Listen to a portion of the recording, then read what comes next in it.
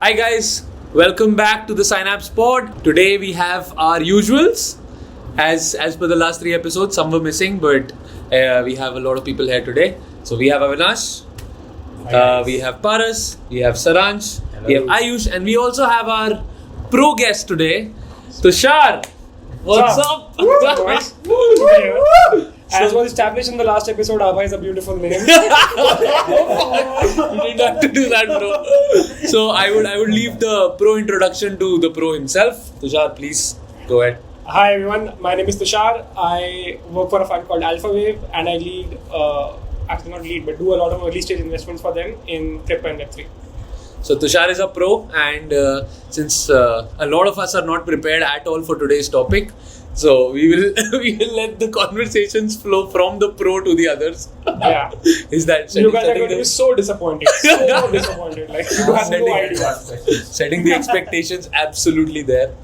So guys, today's interesting topic is all about crypto, and we are going to deep dive into multiple aspects of crypto, starting from the origin stories to the latest magnificent crash to the future.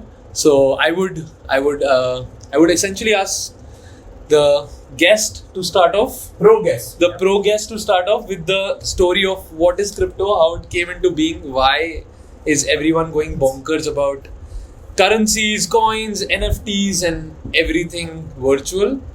So what is happening, Tushar? Like what the fuck is going on? That's at this point that's a $2 trillion question of what is happening. Yeah. But look, essentially, if we were to really dial back on how all of this started, the origin story is basically this one white paper by Satoshi Nakamoto, which laid out the origins of Bitcoin and how it's going to work. But the intent was really to build a system of value transfer that would work in a way which is permissionless, decentralized, and anyone, anywhere across the world with some computing power at their disposal should be able to create, mine, and mint in a way that the rules of the game are known to everyone and the rules of the game cannot be changed so that everyone knows what they are doing, right? So today, for example, if the Fed prints a lot of money, and which is what happened over the last 2-3 years, and they basically debase the currency for a lot of other countries, causing hyperinflation, causing exchange rate problems, capital flows, etc., etc. Right? But essentially, what the idea behind, say, setting up of Bitcoin was that the rules of the game are known. That there are going to be 21 million Bitcoins. This is going to be the emission schedule. This is the rate at which it's going to happen. This is what you need to do to be able to claim a Bitcoin. This is how the fee transfer is going to happen. And that law is basically, that trust is now placed instead of a central authority. It is placed in smart contracts and code, which allows it to be automatically executable without any human intervention, and hence making it kind of immune to human interference, leading to adverse outcomes for millions of people around the world, right? So that's what the origin story of Bitcoin was. But Bitcoin in itself, back in the day, was a limited blockchain in terms of its use case. You could not program it a lot more. You could only use it for value transfer from one person to the other, right? So that is when, in I think 2013 or 14, Ethereum came about, which had the properties of Bitcoin, but with an additional, which I think was a very significant innovation around smart contracts. So the ability to add rules to the automatically executable blockchain layer, right, which would allow things to happen on their own. So for example, and this is how a lot of decentralized finance today works, right, that if your collateral falls below a certain threshold, then they will automatically liquidate your collateral so that you don't your loan gets paid off, essentially, right? Now, this concept of margin calls also exists in our TradFi world, right? Where people will take a loan to buy certain shares, and if the value of their pledge goes below a certain price, then the banker with which you hold the collateral is supposed to automatically execute or automatically liquidate that. Or ask for more. Yeah, or ask for more, right? Yeah. But that asking for more or that human intervention leading to the liquidation is where a lot of inefficiencies have happened in the past, right? And a lot of these small asset price bubbles have basically come about on the information arbitrage that exists with one bank and not the other. Right?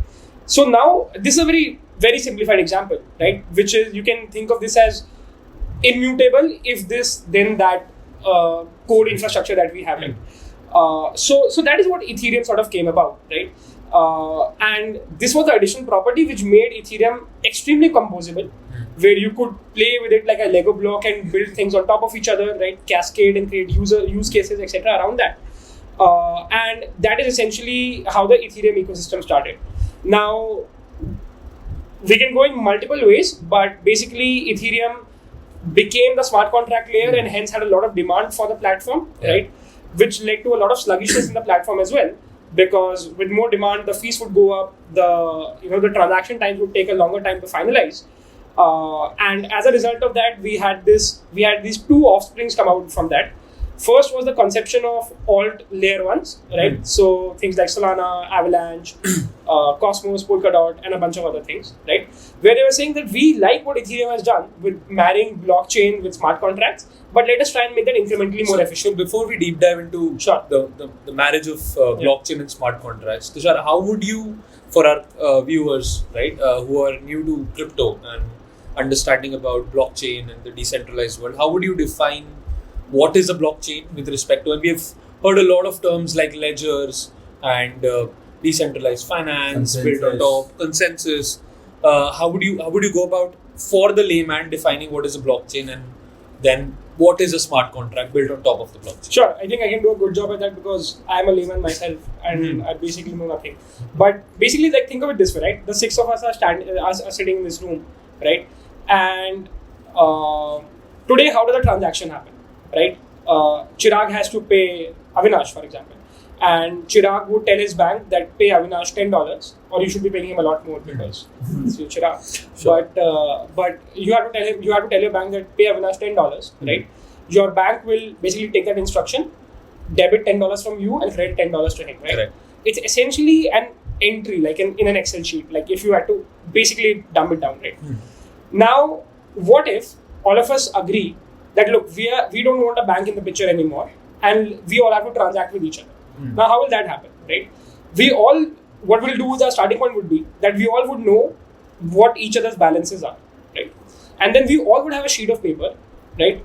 All six of us would have a separate sheet of paper where we are all writing down each transaction as it is happening, right? So if Chirag pays Avinash $10, I write that, you write that, everyone writes the same transaction. And then say Paras pays Ayush and Saransh pays me. So then we all write each of these transactions down, right? And at the end of that page, right, wherever that page ends, we tally down what the balances in each other's accounts are, right? Now the way this works is that we all, because we all heard the same transactions, right? We all should be writing exactly the same thing down, right?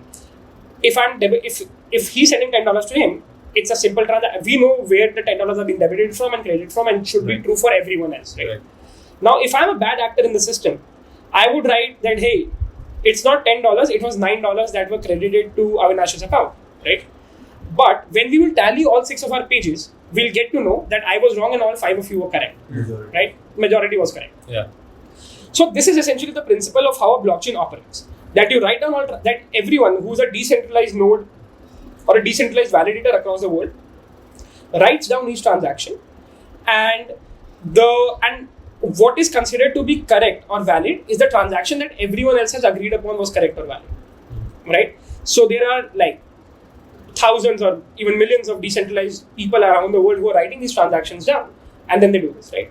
Now, now let's assume that we have to seal the page, right? And we say that, all right, this page is full of the transactions now and we have to open up a next page. But before we do that, we're going to seal this page. Now, to seal this page is where the cryptographic solution comes into the picture, which means that basically there is some mathematical computations that we do, where the idea is that, hey, whatever is the answer to that mathematical puzzle we are solving is the code to open this page up now. Correct. Right?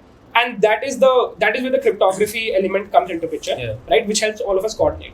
So now, let's say I come up with the solution for that mathematical problem first. And I put the seal and I say that the sealing number for this page is, call it number 1, 2, 3, 4, 5, right? Now, because I was the fastest to do this, I will get a reward, which is called mining a block, right? Or mining a Bitcoin, right? So that is my reward for doing that calculation the fastest. Right. Now, why would I be able to do the calculation the fastest? The reason I would be able to do that is because I will need to set up like this entire rigging equipment, right? This entire mining equipment, ASIC chips, cooling facilities, stuff like that, right? Run it like a proper server.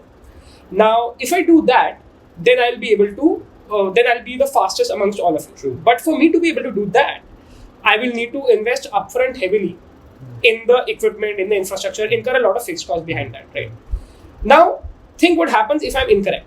If I'm incorrect, then all the power, all the energy cost, all the infrastructure that I've set up will basically go to waste because I will not get a reward out of it, right? So that is my disincentive. This is what we call proof of work. This code that has been generated after those mathematical calculations is what we call proof of work, basically, right? Now, for any system to exist, you need to have an incentive and a disincentive, right? The incentive here is that if I'm the fastest, I'll get the block, right? Which will be valued at whatever, like Bitcoin is what, $20,000, $25,000, $30,000 today, right? So that's my value for doing that. And if I get it wrong, then I would have had to forego all the costs that I had incurred with this block, which includes my, cost of electricity, cost, depreciation, fixed cost, etc., etc.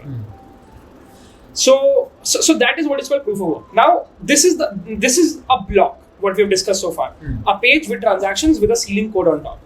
Now, when we do these things over and over again, right, the code for the next page will have a reference to the code for the previous page, right? And that is how you create like a chain of blocks, literally a blockchain, right? Which becomes traceable. So if you want to open up page number n, which is logged now, then you open it up, you look at all transactions, and then you will have to open up page number n-1. Then you will open page number n-2, and so on and so forth till you get to the Genesis block, which is block 3. Now, when that happens, it creates a chain of what the longest chain basically then becomes the most acceptable chain. So tomorrow, if I'm a bad actor and I say start messing up some transaction that I'm writing down, then it will create a fork in the chain, right? Which will create a separate layer of transactions. But because those transactions are not being voted on by the rest of the community as being the correct transactions, right? In that case, my blockchain will not be like the chain that I have started will not be as long as the chain which was originally meant to be, right? Or the truest blockchain in that sense, right? And this is basically the concept of blockchain. Now, the key property that we were discussing earlier, like decentralization, the ability to permissionlessly do stuff, comes from the fact that maybe 6 of us in a room can still coordinate and try and mess things up. But when there are hundreds and thousands of people who are doing this globally, that coordination almost becomes next to impossible. True. Now, embedded in this concept of proof of work is the concept of network complexity or network intensity. Right?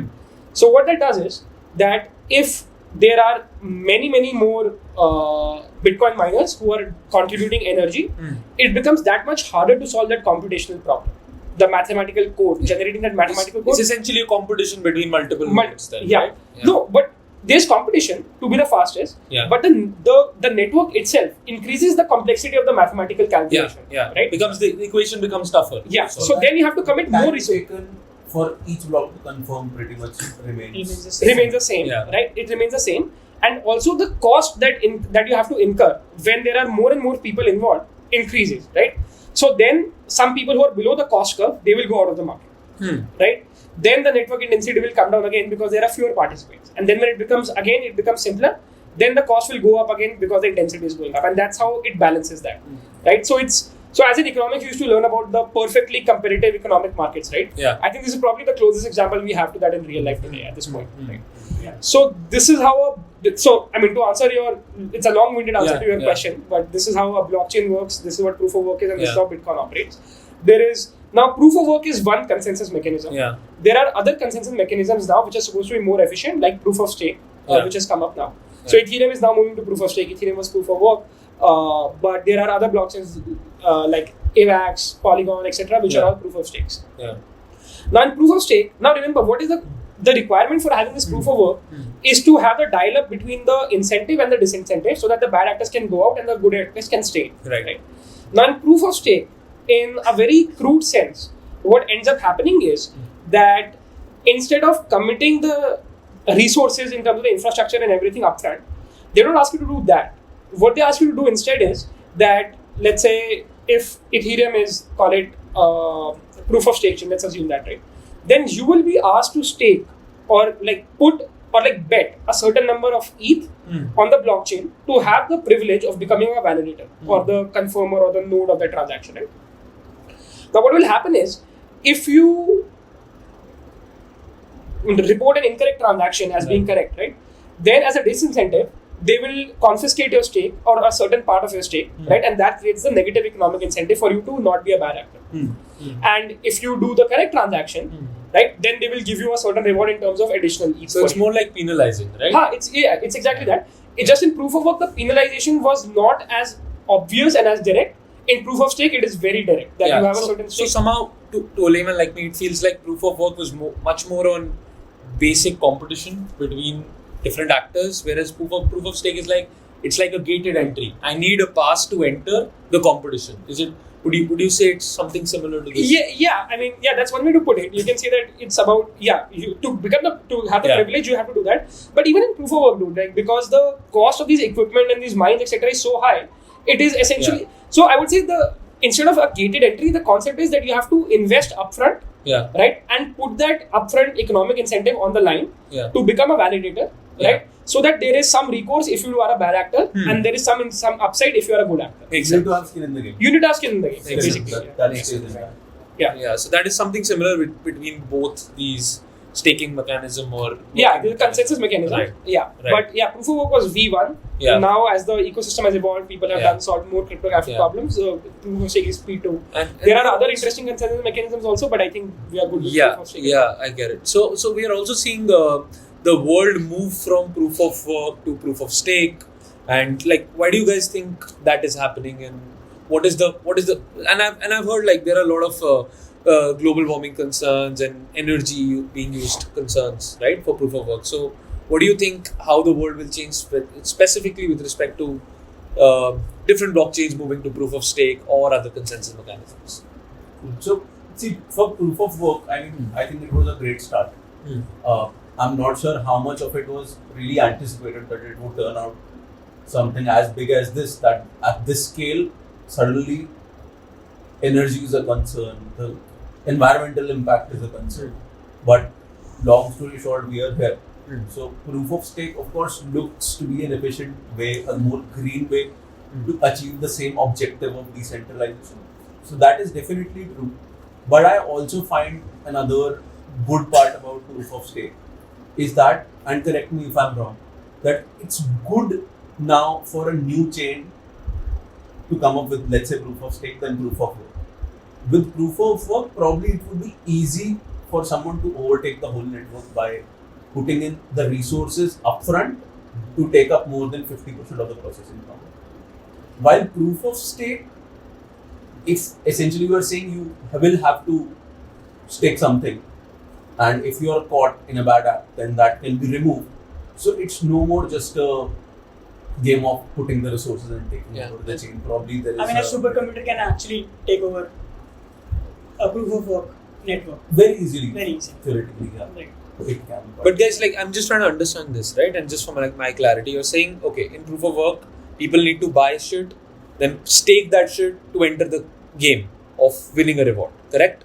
Yeah. For a newbie who's just coming in with the escalating prices of that shit, which is the asset, how do you see a person being born in 2010 entering this game in 2028 when he's 18 or she's 18, where the prices have skyrocketed and the amount of asset that they can buy and stake simultaneously becomes tougher, because then there's a fiat value to it. How would that happen? There are always like pools that you can be a part of. Even in proof of work, there are. I mean, you do not have to like hook your computer like one GPU to the network and like become a validator. You won't get anything because you'll be like 0.0001% of the validator of the overall network, right? So then there comes the concept of pools. You can be a part of a pool. Who is a bigger pool? I mean, there are a lot of pools like that are contributing like 14% of the liquid, like the validator node. Similarly, in proof of stake also, I mean, you can become a part of like Binance is one. Binance is a part of a lot of proof of stake pools, right? Binance itself is a bigger pool where you can actually go create your account and you can just stake your coins to get some interest in terms of staking in return of staking your coins and become a part of that pool. But Ayush, don't you think so? Like we all started with this concept of decentralization to give the power back to the people by removing central entities. With the concept of pools coming in, what prevents institutions and central entities to group together, pooling up and enjoying the maximum resources? Well, no, that is where, sorry, just to cut you off on that, right? That is where the network intensity is important, right? When you feel that if you are becoming, as the computational power keeps on increasing in a proof of work as well as in proof of stake, right? In both cases, if the resources deployed keeps on increasing, right, the toughness of the calculation keeps on going up, right? So that is how they automatically balance it, because as the toughness will keep on going up, for the marginal person coming into the ecosystem, right, the cost of mining will go up, or the cost of mining that marginal block will go up. But doesn't it go up for everyone? No, yeah, exactly. So let's see from this perspective that if there is X processing power in the network, and I have 10% share of that, so basically I'm getting 10% of the rewards. Now for me to go from 10 to 20%, I just don't have to deploy 10% more computation power. I probably have to deploy much more. Exponentially more. More. Because just when I try to put 10% more computation power, the toughness increases and my share is no more 20%. Yeah, that's how they are controlling liquidity, right? At the end of the day, for any currency, isn't that how they are controlling the liquidity? That's the whole concept. So obviously they've got into a lot of technicalities. I just wanted to think that, from this perspective of why it was started, like what Vishal mentioned, right? It was a medium through which you were just controlling the liquidity that no government just comes against and print. There's a proper algorithm that runs, right? And obviously we've seen it branch off to many more use cases, right? Like I don't think anyone would have thought NFT could be a use case when kind of blockchain started, right? So and obviously I think the ecosystem has also done a lot to kind of help the people build over top of it. So just wanted to shift a little gears from technical aspects into what, as per you guys, are some of the core things that the ecosystem has done to support and build more over the Web3, right? Because level 1 chains, level 2 chains, venturing into NFTs. DeFi was obviously a very primary use case that came up because the fundamental layer lied on financials, right? Yeah.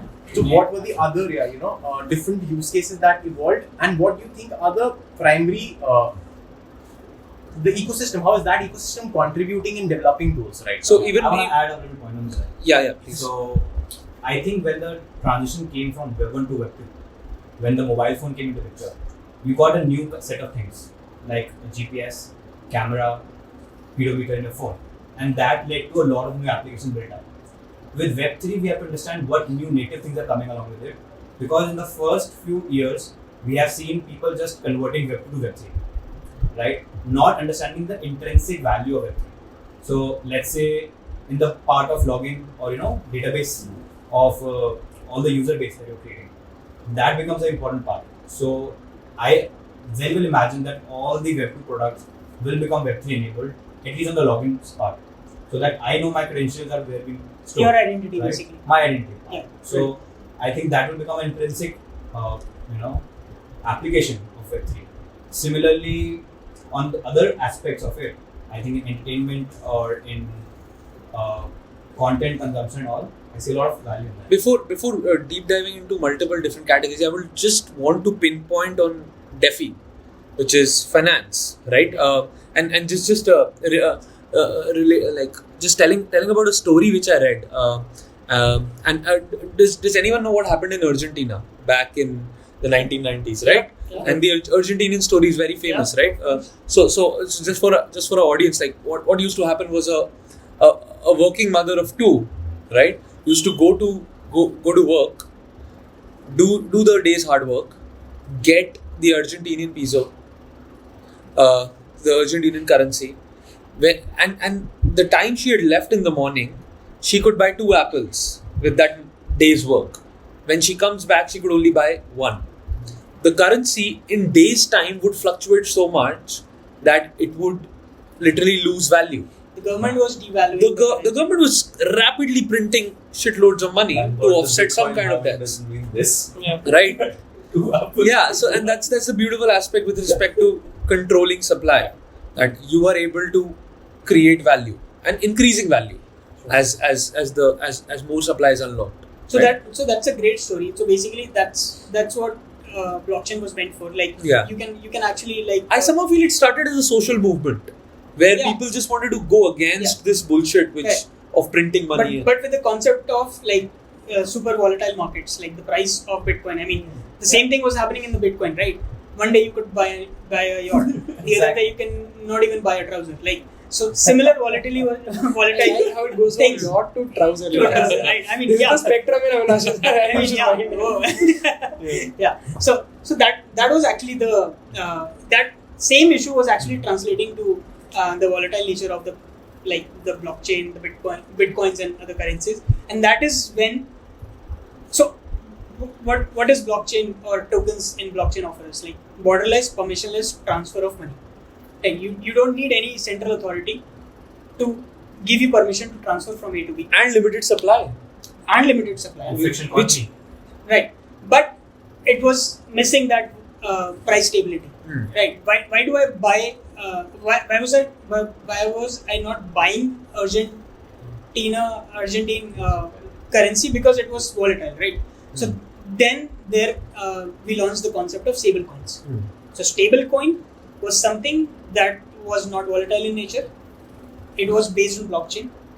It was permissionless. It was borderless, and it had all the good things of a blockchain. So we can actually talk a bit about stablecoin. Exactly. Like best of both worlds. Right. And how it came into. Sure. So getting into stable coins, we know that the stock market has crashed, and that's exactly what we talked in our last pod. And we have also seen that the crypto market has crashed. So everyone is crying wolf at all places. Like the wealth. Not wolf. People have been wiped out. It's exactly. Yeah. So it's actually crying. So I was just thinking. The wolf is dead. Yeah, the wolf is dead. I was just thinking that It's literally we have some supporters of crypto and stock market that this is the bearish market, we can buy. But anyway, so yeah, so things are pretty bad outside for any kind of asset class, I would say.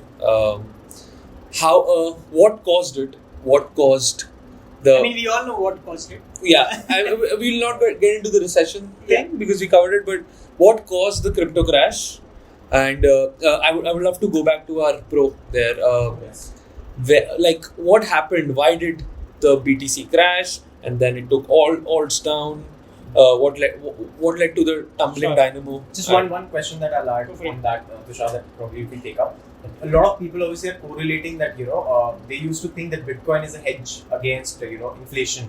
And they correlate that, because of this inflation or whatever the bubble that was formed, right, overvalued companies, the stock market crashed. But they correlated that, we thought that Bitcoin was supposed to be a hedge against this, but Bitcoin too crashed, right?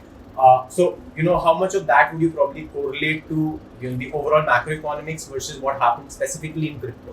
So, if you could take that one as well.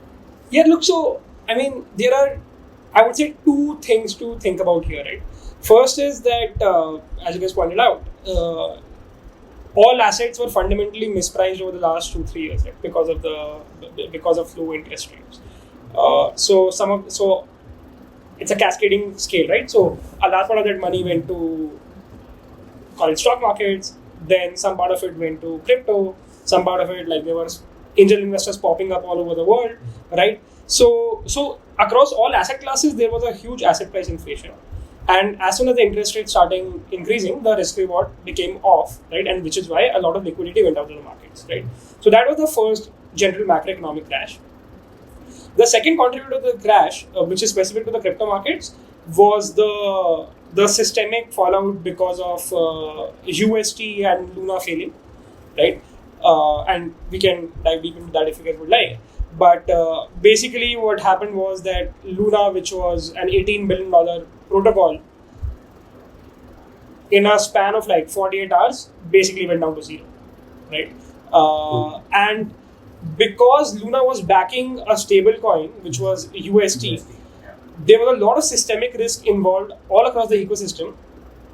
Because, think about it this way, that there were a lot of places where you could lend your UST and borrow some other currency, right? and that USD was over collateralized versus that currency. Yeah.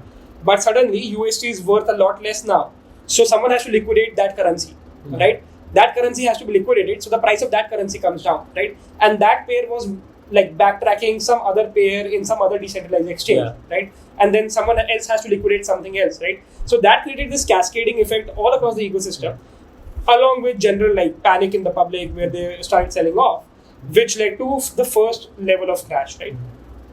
The second level of crash then came when a lot of portfolios had to be rebalanced, right? So a lot of like, call it large investors, whales, institutions, they all had like diverse portfolios with a certain risk profile, right? But suddenly they saw, oh, Luna is crashing. Oh, suddenly USD is depegged, right? And hey, this thing that I was holding is down 30% now. So I now need to sell something else so that my portfolio gets rebalanced, right? Or I need to book some profits now, right? So that led to the second level of crash. And this was obviously in the broader context of the macroeconomic environment. All of this basically retraced the crypto markets down by, I don't know, like 40 to 50% plus, right? Yeah, but I want to rewind a little bit before we jump to the next part. Yeah. So what I understand about Luna and the USD was that they were pegged to each other in a way that if the USD price is shooting up, it will automatically have an algorithmic stabilization in which it will, people will burn USD to buy Luna and decrease its supply. Okay, so people are actually not going to burn it. So USD is a stable coin which is algorithmically pegged to Luna. Yeah. So if I burn if I create one USD, which is equivalent to $1, then algorithm will burn $1 worth of Luna. Yeah. Worth of Yeah. But if I burn one USD, then it creates $1 worth of Luna. So but that it is was also a logic, right? That if you you own Luna, it will always be sold against one USD. No. I mean, if you want. So basically, what was happening? $1, I guess. So what was happening was there's one DeFi protocol on Terra which was giving a 20% interest on USD. Anchor protocol. Right. Yeah. So it's like 20% FD on a stable coin, right? 20% interest on an FD. So what people were doing, they were having this Luna, they were going and converting Luna to USD, like giving $100 worth of Luna, getting 100 USD, and they were putting it into that Anchor protocol in order to get 20% interest, right? Yeah. So suddenly, what happened was, so Anchor was having $14 billion of deposits of Luna, 14 billion of USD. Wow. Suddenly, the market saw decline in these deposits. What happened? This triggered depegging of USD, which was worth $1 to by 5 cents, 0.995. Yeah. But this suddenly happened because one guy. Yeah, did a I mean, surplus. those are different theories. I'm just telling Their like theories. what happened later. And what is the theory like? What is the theory like? So basically, the theory is that if you have like $1 billion in your wallet today, right, you can suddenly sell a lot of USD. You can get a lot of Luna, like convert it into USD. Suddenly, you dump all the USD. So what will happen? It will suddenly there's a lot of increased liquidity in the market for Luna. Yeah. Right, which will destabilize the liquidity, the price of USD because these are pegged together. As soon as that happened, so if let's say simple, if a coin is worth $1, tomorrow it's $0.9.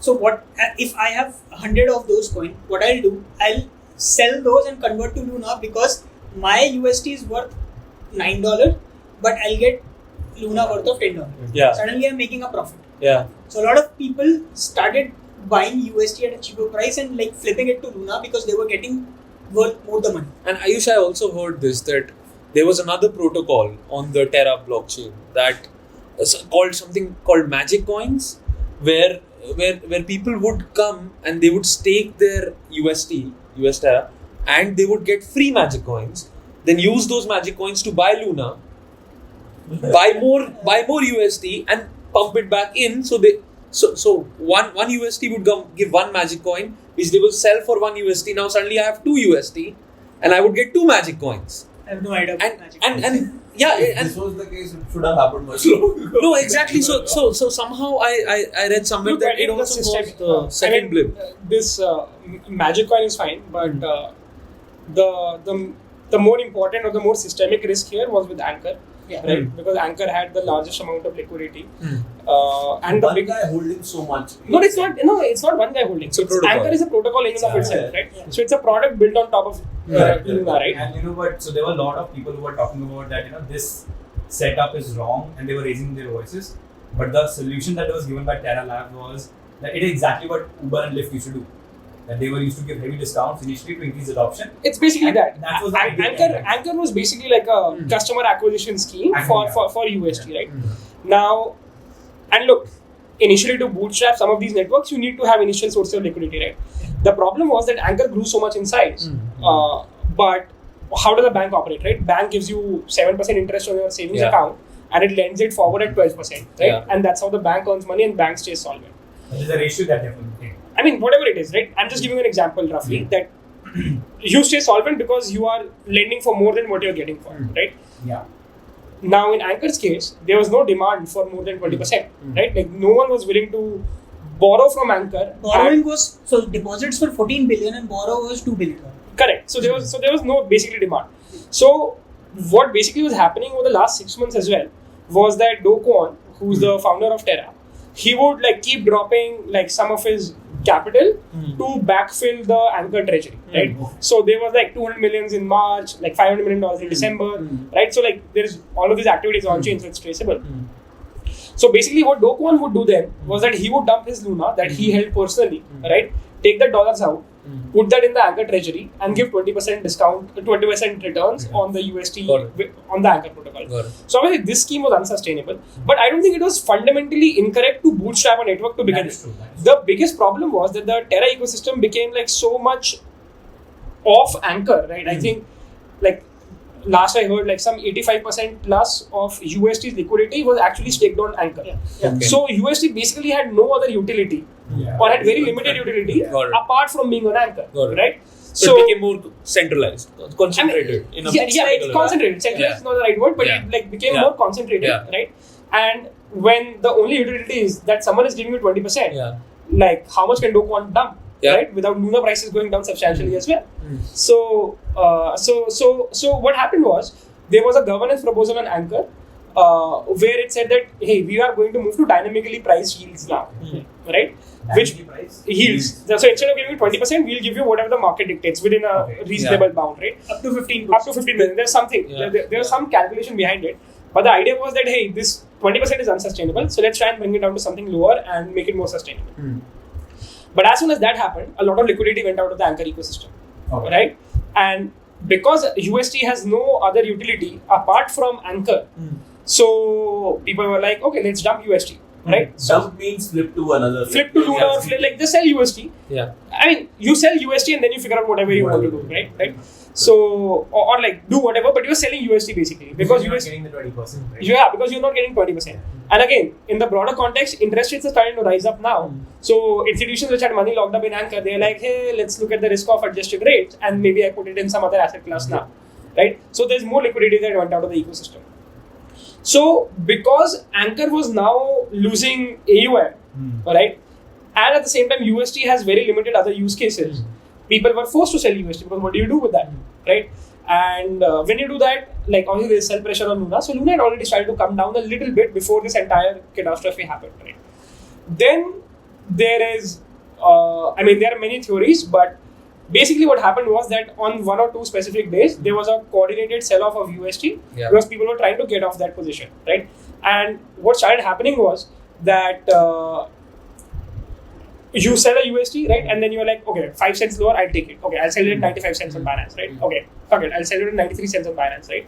All of that kept on happening, right? Now, what happens, how this death spiral works is for some of these, for Luna specifically was that if the peg is going down, right? If the peg is below that, then they like print more Luna, right?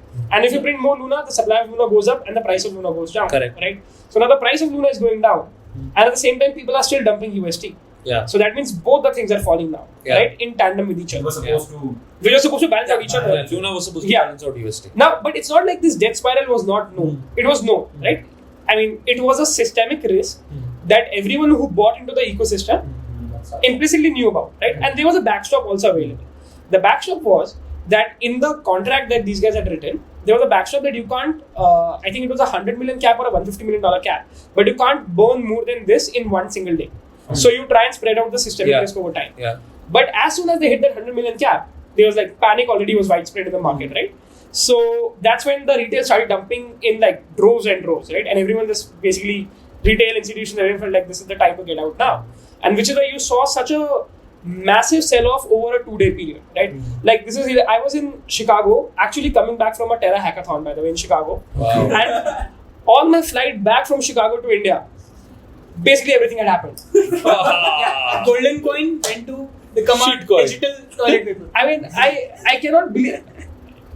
In the morning, I was at a hackathon, which was basically doing like Terra stuff. It was a Terra only hackathon. It was a Terra only hackathon. And before I landed in India, everything had gone away. Right? Somebody hacked the ecosystem in the hackathon. Pretty much. Pretty much. Somebody who knew that if Tushar is not available, then only this will happen. Yeah, I mean, well, you were look, as 𝙃𝙁 famously said, my size is not size, dude. So, yeah. Surprise, man. Yeah. So if the fallback was like, let's say $10 million and not $100 million, the max that you could have burned in a day, would this have been avoidable to an extent? Or Well, the problem is then the Slow ecosystem. down. No, but then the ecosystem won't have scaled, right? then it would have scaled. Yeah, right. Because you It need would be tough to then keep it balanced. to keep going up also. No? The 100 million is not just. It's not only a backstop for the death spiral, right?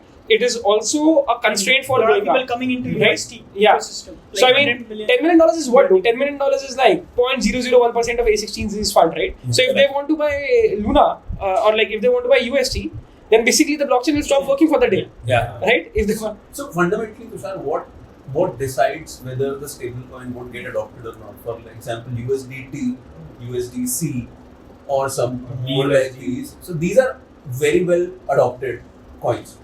While fundamentally everyone is supposed to be $1 in value, then why did UST never get adopted, and why others got adopted?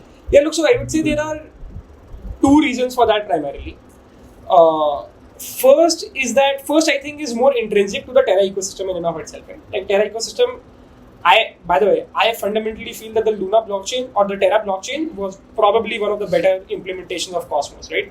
I'll come back to this later, why I say this, right? But I think it was a very good blockchain which had some really good apps built on top, like Shuttle, Astroport, Nebula, and stuff like that. But to your question, I think it was all a very hyper financialized ecosystem where people were, like you said, right, magic internet money and like creating all of those.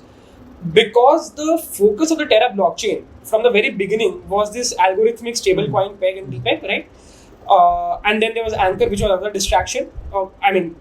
Distraction, customer acquisition scheme, whatever strategy, right? Right? So there was Anchor and there was UST, which were the two big applications on top of the Terra ecosystem, right? And that sort of leads off and cascades into what other people are also building, right? So a lot of people were, say, building yield products on top of Terra, right? Saying that, hey, your mutual fund in India gives you whatever, 12%, I'm going to give you 20% or 18% or 13%, whatever it is, right? So the entire focus of the ecosystem was basically building hyper financial products, right? Now, what we have learned over every crash basically is that when you have these exotic hyper financialized products, the systemic risk of contagion is also that much higher. Yeah. Right? Yeah, right? Synthetic CDs, exactly that. So when you have such hyper financialized products, the systemic risk is that much higher. So in a bull market, the returns look very juicy because there is leverage, there is all these beautiful things involved. But in a bear market, these things fail very, very spectacularly as well. So like, for example, I was very surprised to know that there were very limited NFT libraries on top of Terra, right? And can you even remember a single Terra-based NFT project? Probably not, right? So when something like that happens, it creates so it's a factor of where the ecosystem focused on completely, right? Which created systemic risk inside it, right? If UST was or Anchor was just one small part of the ecosystem, then probably it could have still survived the entire Luna debacle, but it could not. The second reason why I think like this, what leads to the adoption of a stablecoin is basically the underlying methodology behind it, right? Or what is backing it. So we have USDC and USDT are different from UST because they are reserve backed, right? So there is $1 that goes inside the USDC vaults, right? And they invested in some very safe treasuries and bonds, right? And that is how they print $1 of USDC there, right? So there you know that even if there's a run on the bank, there is enough in the bank itself to return that dollars back to everyone else, right? But is it that transparent about that? Well, USDC is. USDT, people have been, there are But I think concerns. they've told that it's not 100% definitely. Look, But it's not 10% also. Yeah, it's not that, right? And plus, like, you invest in certain things which will give you a certain return in the future, right? So you have a probabilistic outcome of what it is going to be, and then it gives you that, right? USDC is fairly, I would say, kosher in that sense. Yeah. USDT is a little bit of a question mark at this point.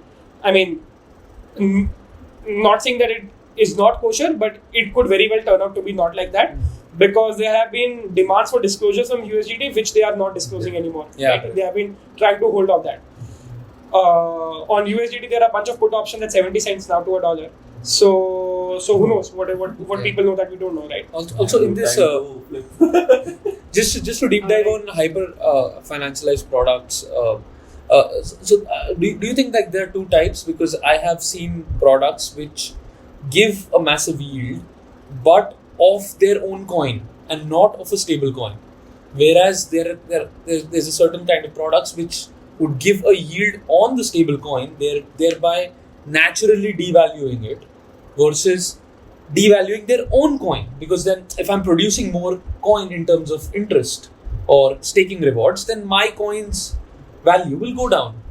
Like pancake swap, versus what Anchor protocol tried to do. So would you see a distinction in these two? Look, ultimately, I would say it's about the business model itself, right? Which is that the rewards they're giving you is basically the cost of acquiring you as a user, right? Yeah. And now they need to be able to see a reasonable path where they are able to generate a return which is higher than that, right? Now, Anchor could backstop it for so many years till the point it could not, right? Basically because Doe was dumping stuff. Yeah. So I mean, I don't necessarily see a key difference, because even when you are doing single-sided staking, right, where you get a staking reward, basically what you're doing is you're locking your supply out of the market so that the price goes up. Correct. Right? And hopefully the price inflation will be higher than what rewards they are giving you. Yeah. So that the community can like Make money. see benefit from that, right? Yeah. So is that sustainable? Is that not sustainable? Who's to say, right? In some cases it would be, in some cases it won't be, right? I have an example on that. So I experienced this product called Plotex. And when I was, went to the platform and staked my Plotex, I got a B Plotex, which had a utility on their own platform to use and burn. And either I'll get more Plotex against that, or I'll just lose them. I think that the game that they made over there was very interesting, very exciting, and also it was not devaluing their original Plotex. Because, and thanks for saying Plotex, it's a bag that we hold. So It's something that you didn't back. no, we invested heavily. Yeah. But yeah, so in Plotex's case, there is a utility to their coins, right? Which is that you can play the prediction marketplace. So that's my point to what he was saying, right? There is a business model choice that you're making here, right? There are some places where will say just stake and hopefully the price will go up and then it'll be fine. Which works well in the bull market, does not work as well in the bear market. Yeah. So even in the DeFi protocol, I mean, as a user, you'll have to understand like the rewards you're getting. Where's the blockchain or where's the protocol earning from? Like, is it earning from the trade that's happening because of on the protocol, or is it the interest earning that protocol is earning from the money it's borrowing to the user, or it's just printing money out of thin air in order to acquire it? Yeah. Right? So you'll have to understand. This makes me very scared about Cake, because Pancake Swap is just literally printing money and that's in their protocol.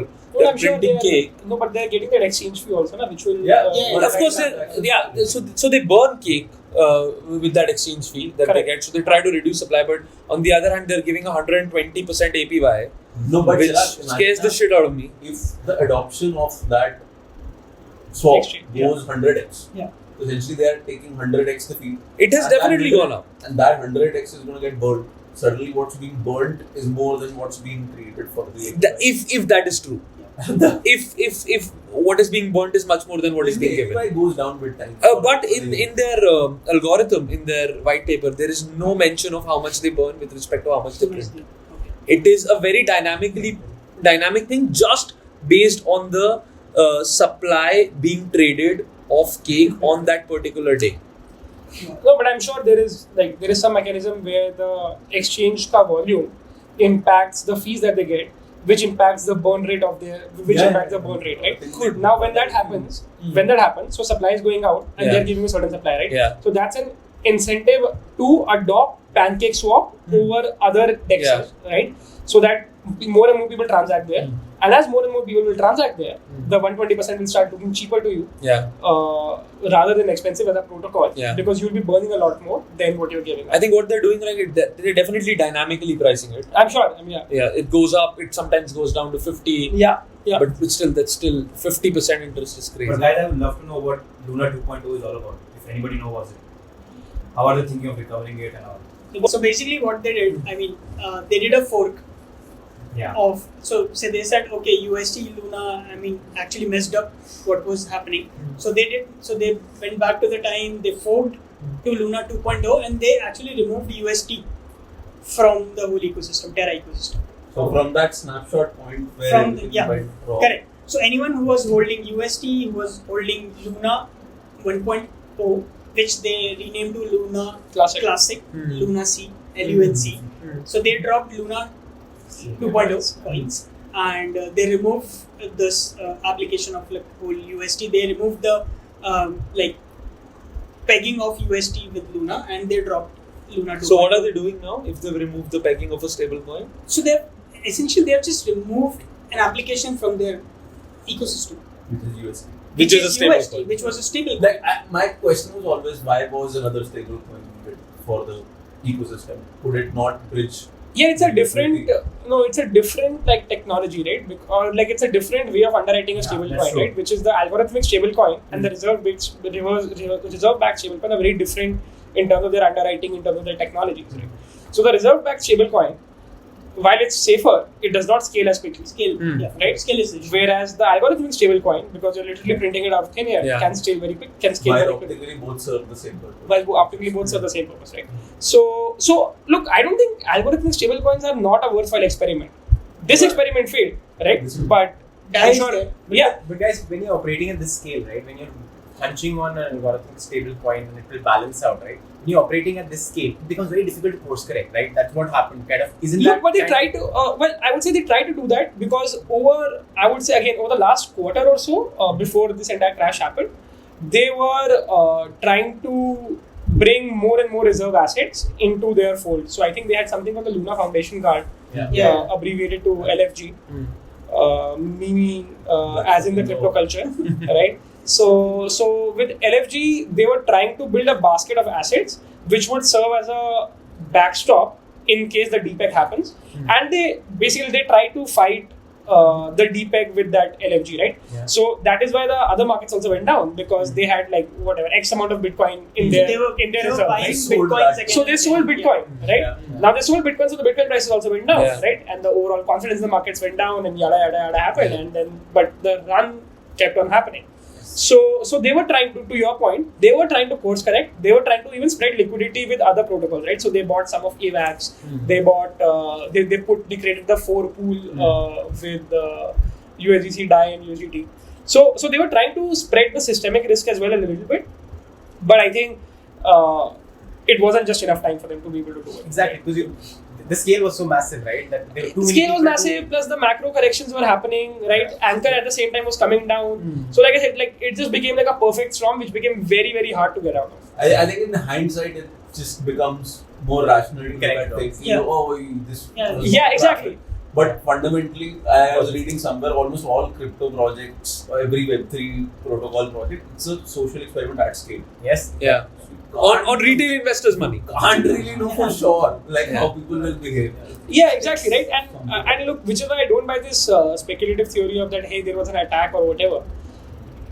I'm sure like there were a bunch of trading shops which are dumping like 70, 80, $100 million of USD because they thought that this is business as usual today. And okay, I'll come in, place my trade, go back to sleep and do something, right? There was some discussion about short selling here also. I mean, it keeps happening, you know? Yeah. In all the asset market. I mean, that is how. Saying on USDT also there is an option for like 20%. Someone who's new to crypto, right? Like for them to understand what is the probability this won't happen again, right? So someone who's putting. I mean, 100% it will happen again. Like I'm sure this will at some point. That's how the I'm certain at some point 2-3 years down the line there will be a massive project which will fail, right? But let's just hope it's not Ethereum.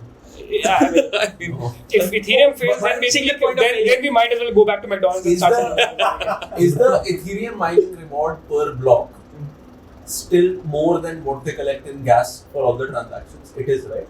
it doesn't feel like I because think the so, gas is I think so, skyrocketing. It is. It is. In the- From what I know, it yeah. is because It's neck a block can hardly hold Yeah. n number of transactions. But fantastic. I think I just think that there are a lot of amazing ideas we have just discussed on this pod, and for all the builders watching, this is the best time to build. Yeah.